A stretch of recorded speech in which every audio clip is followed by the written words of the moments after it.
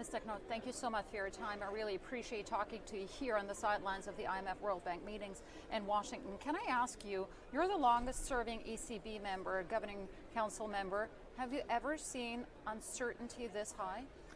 Yeah, I think if I look back over the 14 years, in the initial days of the pandemic, I think that was comparable uncertainty to what we have now. It was also an amalgamation of a shock impacting upon demand and supply, where you had to come to an assessment, oh my God, what is the time profile of these shocks? What will dominate in the short run? What will dominate in the medium term? Because that's the relevant policy term for us. So it's more or less, it feels a little bit like, March 2020. So what kind of data are you looking at then? The incoming data, is it soft, hard data? What kind of data do you want to see before you make your next move? Obviously you made a move last week, but I see some of the consensus. There had been some discussions around the edges. This is what Mr. Holtzman told me this morning. What data are you looking for? Well, this shock has the potential to have a differential impact in the short run than in the medium to long run. So in the short run, it's crystal clear that the uncertainty that is created by the unpredictability of the tariff actions by the US government, that uncertainty that works as a strong negative factor for growth. It's basically, uncertainty is like a tax without revenue. So in the short run, we will have lower growth. We will probably also have lower inflation, as we also see the euro is appreciating, as energy prices have also come down. So together with the sort of negative factor uncertainty, in the short run it's crystal clear that it will accelerate the disinflation that we're on.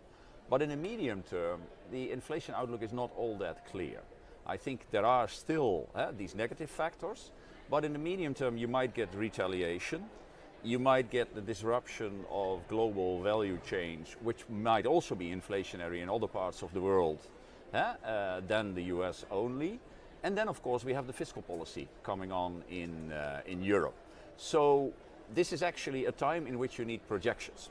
Projections where you can see the time profile of the impact on both growth and inflation. And I'm looking forward for our June meeting to see the projections.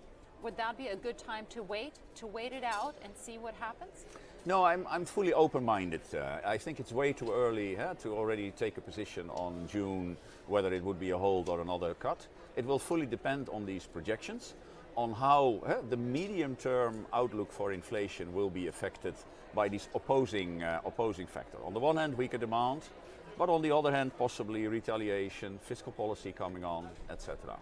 The market is currently pricing in roughly 2 cuts this year by the ECB. Are you on board with that pricing? Does it sound okay to you? I don't feel actually in any position to comment on market pricing yet, so it's too early to say whether I'm on board or whether I would not be on board. There is just too much uncertainty yet.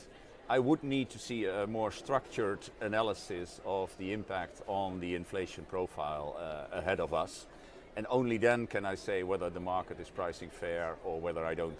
I would disagree. One thing is clear, we have seen a strengthening of the euro against the US dollar. We're at a 3-year high, and that is on the one hand because the euro and the euro area is now seen as a safe haven. There's a loss of trust in the US dollar. Energy prices have come down. We're expecting cheap imports from Asia. That gives you some leeway, some breathing room in terms of further cuts. Is there an implicit bias here because you've got that breathing room? No, I don't think that there is an implicit bias at all. Again, we have opposing factors on the medium-term outlook for inflation. We will have to await the data coming in order to inform us whether this will actually be inflationary over the medium term or whether this will be deflationary. I think we're in a pretty good place actually with rates at this moment, because rates are neither restrictive nor stimulative. I think that's a good place to be in. And once there's more clarity on how this will impact medium-term inflation, then of course we can contemplate what to do with rates. Mm-hmm. One of your colleagues said it might be worth lowering the rate to below neutral. What do you think? Well, to me that would be a little bit premature yet, because that would be a deliberate decision to say, okay, we need stimulus. We need to provide stimulus to the economy. I would not be there yet, because for me, the uncertainty around the medium-term inflation outlook, it's really a two-sided risk. It's not in the short run, it's a one-sided risk. I fully agree with that. But our mandate is on the medium term, and on the medium term the risks are much more evenly balanced. Now, can I come back to the strong euro? Can I ask you whether it hurts European competitiveness at this point, at the levels that we're at? And secondly, does the Eurozone need to get used to the euro being a safe haven and all its implications for monetary policy and prices? Well, we will just analyze the strong euro as one of the factors going into the projection and one of the factors going into the inflation outlook. Obviously, it makes euro area prices outside the euro area a bit higher, so yes, it has an impact on competitiveness. At the same time, if I look at the level of, for instance, the euro-dollar exchange rate, that has not been uncommon in the somewhat longer history of the euro.